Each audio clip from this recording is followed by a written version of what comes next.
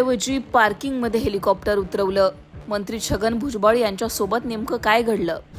राज्याचे अन्न व नागरी पुरवठा मंत्री छगन भुजबळ महात्मा फुले जयंतीनिमित्त पुणे जिल्ह्यातल्या पुरंदर तालुक्यात जात होते.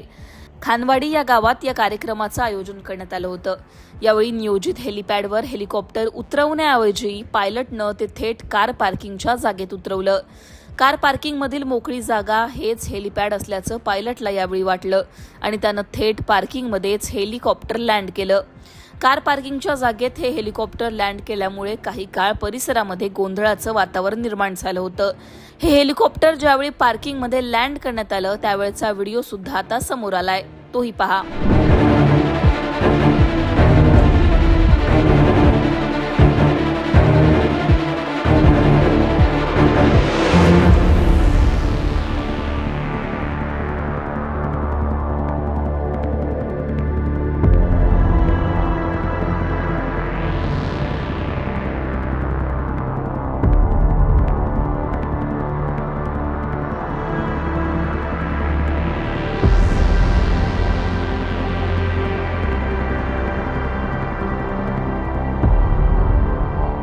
दरम्यान या गावातील कार्यक्रमासाठी स्वतंत्र हेलिपॅडची व्यवस्था करण्यात आली होती. पोलिसांनी पायलटला त्यानंतर योग्य माहिती दिली आणि हेलिकॉप्टर तिथून हलवण्यात आलं.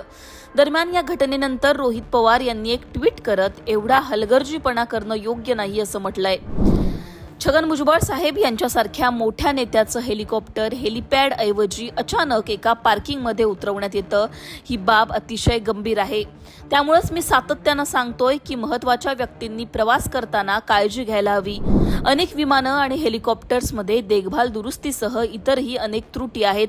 आज सुदैवानं अपघात टळला, पण शासनानं सुद्धा एवढा हलगर्जीपणा करणं योग्य नाही. विमान हेलिकॉप्टरने प्रवास करताना सरकार यापुढे काळजी घेईल ही अपेक्षा, असं रोहित पवार म्हणाले. दरम्यान घडलेल्या घटनेबद्दल जेव्हा छगन भुजबळ यांना विचारण्यात आलं तेव्हा त्यांनी नेमकं काय सांगितलं तेही ऐका. अरे काही अपघात वगैरे काही नाहीये.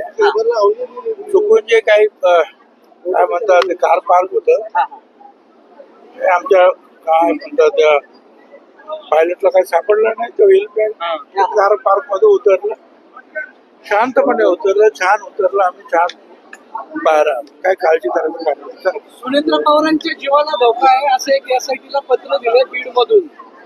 असं आहे की ते असेल तर निश्चितपणे त्यांना पण संरक्षण आहे. आणखी संरक्षण मुख्यमंत्री देतील. त्यामुळे लोकवस्तीच्या जवळ अशा प्रकारची चूक मोठ्या अपघातास कारणीभूत ठरू शकली असती अशी भीती आता नागरिक व्यक्त करताना दिसतात. तुम्हाला याबद्दल काय वाटतं कमेंटमध्ये सांगा. लोकमतला सबस्क्राईब केलं नसेल तर सबस्क्राईब करायला विसरू नका.